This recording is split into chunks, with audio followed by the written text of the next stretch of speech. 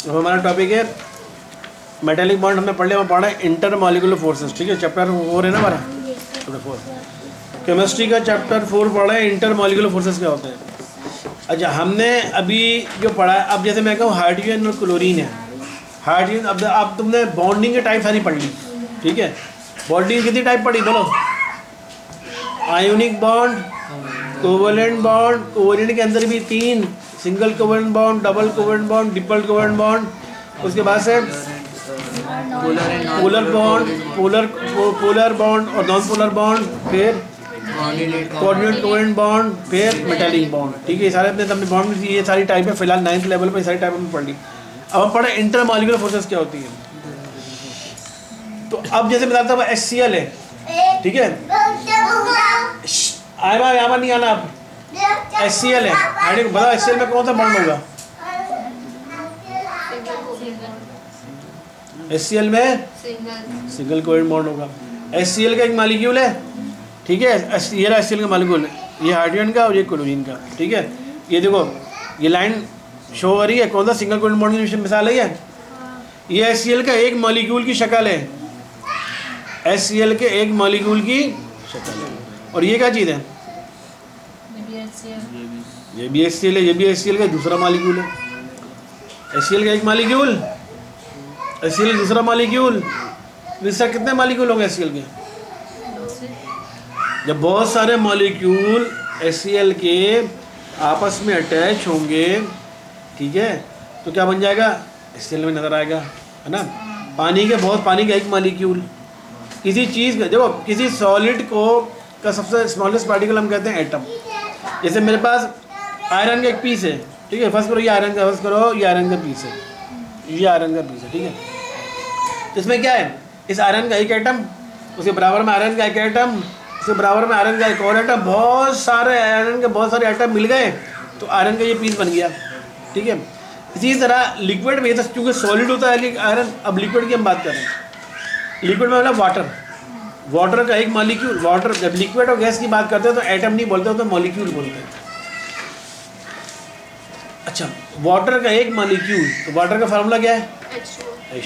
H2O एक molecule, water का दूसरा मॉलिक्यूल, वाटर का तीसरा, वो सारे बहुत सारे वाटर के मॉलिक्यूल आप जमा होंगे तो आपके गिलास में पानी आ गया। ये होता है ना, ये आपके गिलास में, एक गिलास में पानी है, वो है क्या असल में? पानी, वाटर के बहुत सारे मॉलिक्यूल्स जो आपस में एक दूसरे से अटैच हुए हैं। तो आपको, आपने कहते हैं भाई मेरे गिलास में पानी है। ये आयरन का एक पीस है, आयरन भी है क्या? बहुत सारे आयरन के एटम आपस में जुड़ गए तो आयरन का एक पीस बन गया। ठीक है, बहुत सारे आयरन के एटम जुड़ गए तो आयरन का पीस बन गया। बहुत सारे वाटर के मॉलिक्यूल आपस में जुड़ गए तो एक गिलास पानी बन गया। ठीक है, तो आयरन के, अच्छा अब मैं HCl में बताता। HCl का एक लिक्विड है, हाइड्रोक्लोरिक एसिड एक लिक्विड है, लेकिन है वो वाटर नहीं होता, वो होता है एसिड होता है। HCl एक लिक्विड है। आपके गिलास में, आपने गिलास में एक HCl लिया हुआ है, आपने गिलास में HCl लिया हुआ है। ये अभी क्या सॉल्व कर रही हो? रख दो, अभी मैं समझा रहा हूँ। अभी आपने गिलास में HCl लिया हुआ, ठीक है, तो वो HCl क्या है? लिक्विड फॉर्म में मौजूद है। तो वो है क्या? ये बहुत सारे HCl के मॉलिक्यूल आपस में जुड़े हुए, तो HCl आपका लिक्विड आपको तैयार हो गया। ठीक है, आपका एक गिलास में लिक्विड तैयार हो गया। अब HCl के अंदर कौन से बॉन्ड बोला आपने? Single covalent bond. HCl के एक मॉलिक्यूल के दरमियान सिंगल कोवेलेंट बॉन्ड, HCl के दूसरे मॉलिक्यूल के दरमियान सिंगल कोवेलेंट बॉन्ड। HCl के अंदर तो सिंगल कोवेलेंट बॉन्ड से हाइड्रोजन और क्लोरीन सिंगल कोवेलेंट बॉन्ड से एक मॉलिक्यूल बना रहा है, लेकिन HCl का एक मॉलिक्यूल और HCl के दूसरे मॉलिक्यूल के दरमियान भी फोर्स ऑफ अट्रैक्शन है कोई? वो तो अट्रैक्शन है ना, तभी तो वो हमें लिक्विड की फॉर्म में नज़र आ रही है। HCl का एक मॉलिक्यूल, फिर HCl का दूसरा मॉलिक्यूल, फिर HCl का तीसरा मॉलिक्यूल, सारे मॉलिक्यूल आपस में जिस फोर्स से जुड़े हुए हैं ना, जिस फोर्स से जुड़े हुए हैं, वो फोर्स कहलाती है इंटर मॉलिक्यूलर फोर्स। समझ आ गई? वो तमाम मॉलिक्यूल्स जो आपस में जिस फोर्स से आपस में जुड़े हुए हैं, वो फोर्स कहलाती है इंटर मॉलिक्यूल। देखो ये HCl का एक मॉलिक्यूल, ये HCl का दूसरा मॉलिक्यूल, इनके दरमियान डॉट डॉट से शो हो रहा है ये जो फोर्सेस है, जिसकी वजह से दोनों मॉलिक्यूल आपस में जुड़े हुए हैं और हमें लिक्विड की शक्ल नज़र आ रही है। ये फोर्स कहलाएगी इंटरमॉलिक्यूलर फोर्स।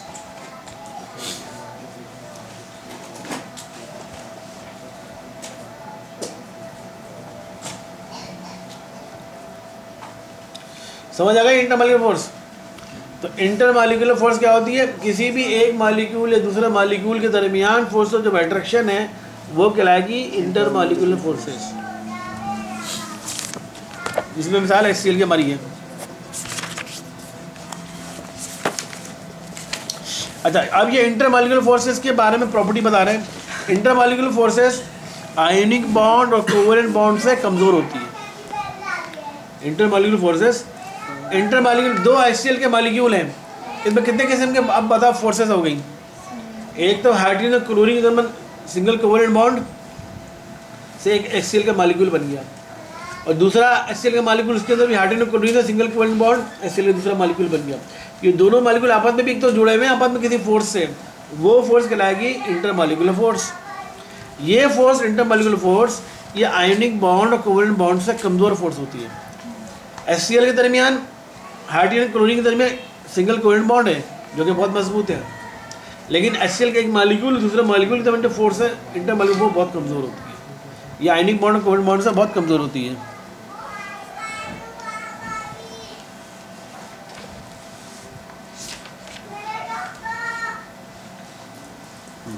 अब अगर ये फोर्स का फ़ायदा क्या होता है, ये कैसा पता चलता है? अगर इंटरमॉलिक्यूलर फोर्स बहुत ज़्यादा हो जाए तो उस चीज़ की शेप क्या होगी बताओ? इंटरमॉलिक्यूलर फोर्स अगर बहुत ज़्यादा हो तो वो चीज़ की शेप क्या होगी? उस शेप को, उस चीज़ को क्या कहेंगे? क्या? वेरी गुड, सॉलिड ही तो कहेंगे। जब इंटरमॉलिक्यूलर फोर्स बहुत ज़्यादा होगी तो उसे कहेंगे सॉलिड। इंटरमॉलिक्यूलर फोर्स थोड़ी सी कम होगी तो क्या कहेंगे? लिक्विड। और इंटरमॉलिक्यूलर फोर्स बहुत ज़्यादा कम होगी तो गैस बन जाएगी। अब भाई समझो बात, इंटरमॉलिक्यूलर फोर्स जब बहुत ज़्यादा होगी तो आप समझ जाओ वो सॉलिड की बात हो रही है, सॉलिड है। इंटरमॉलिक्यूलर फोर्स कम है तो समझ जाओ लिक्विड। और जब बहुत ज़्यादा कम है तो वो गैस होगी। इंटरमॉलिक्यूलर फोर्स बताती है कि वो सबसे आपके पास क्या है, सॉलिड है, लिक्विड है या गैस है। तो इंटरमॉलिक्यूलर फोर्स से ही आपको पता चलता है किसी भी चीज़ के बारे में, उसका मेल्टिंग पॉइंट क्या है, उसके स्ट्रक्चर का आपको पता चलता है। समझ आ गई इंटरमॉलिक्यूलर फोर्स? ठीक है। अब आ रहा dipole dipole interaction. Dipole dipole interaction क्या होता है?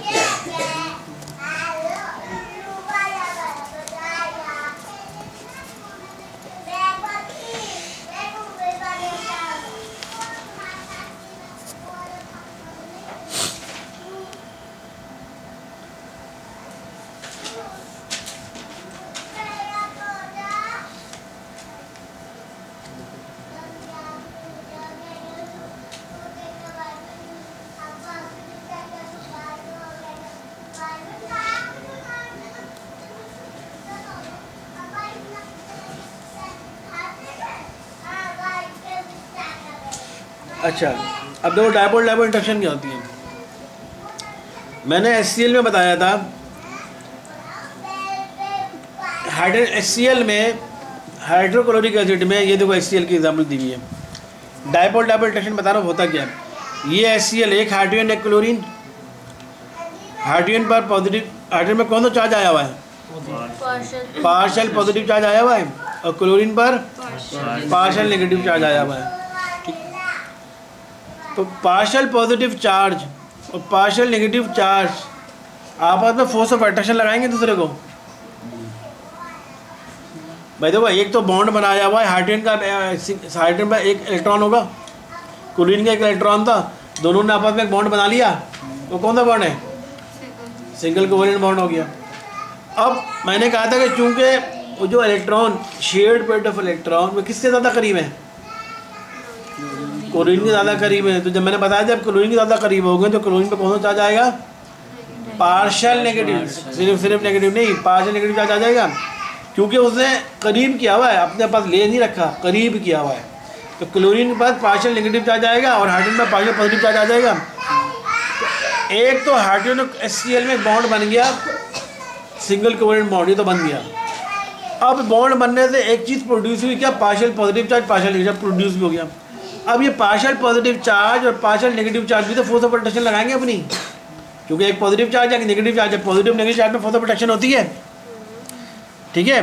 तो इस पॉजिटिव चार्ज और पार्शियल नेगेटिव चार्ज के दरमियान जो फोर्स ऑफ अट्रैक्शन प्रोड्यूस होगी उस फोर्स ऑफ अट्रैक्शन को कहते हैं डाइपोल इंटरेक्शन। समझ आई बात? इस पार्शियल पॉजिटिव चार्ज और पार्शियल नेगेटिव चार्ज के दरमियान जो फोर्स ऑफ अट्रैक्शन होगी उस अट्रैक्शन को कहते हैं डाइपोल इंटरेक्शन।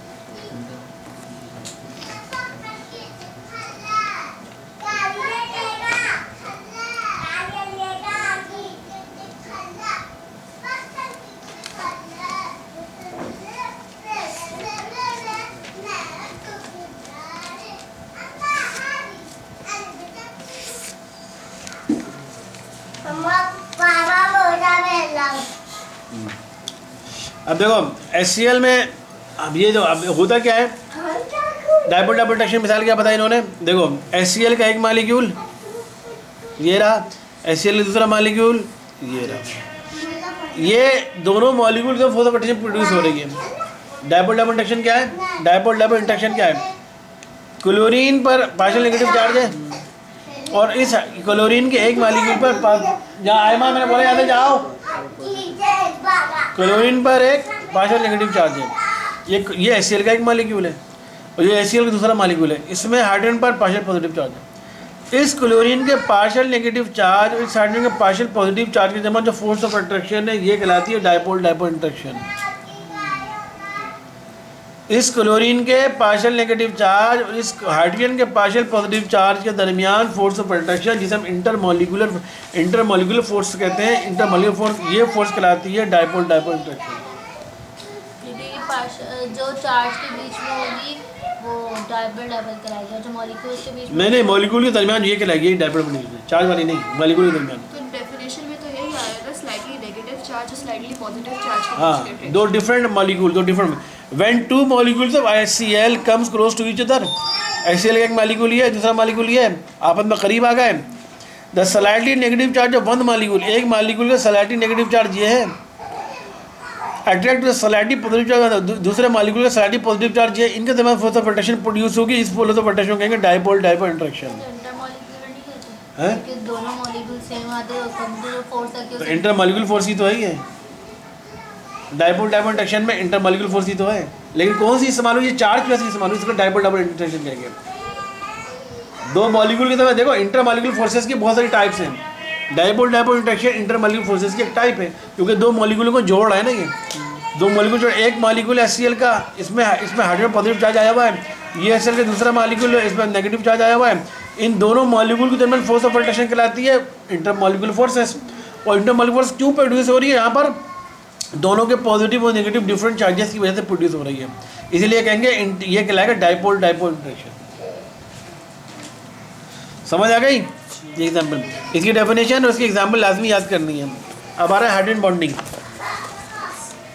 कोशिश करते हैं चैप्टर कंप्लीट हो जाए, आज छोटा सा है, इतना यहाँ पर ख़त्म हो जाएगा तो अच्छा ही, तो हमारा अच्छा चैप्टर कंप्लीट हो जाएगा। आप हमारे हमारे टाइम में फिजिक्स भी कर लेंगे, जब हमारा टाइम काफ़ी है, क्योंकि आज मेरे मैट्रिक वाले स्टूडेंट नहीं आए, फर्स्ट ईयर वाले स्टूडेंट नहीं आए, इस बात है हमारा टाइम काफ़ी है। हाइड्रोजन बॉन्डिंग करते हैं, चलिए एक जो कोशिश करते हैं हाइड्रोजन बॉन्डिंग कर लेते हैं, बाकी फिर फिजिक्स स्टार्ट करते हैं। अब हाइड्रोजन बॉन्डिंग क्या होता है?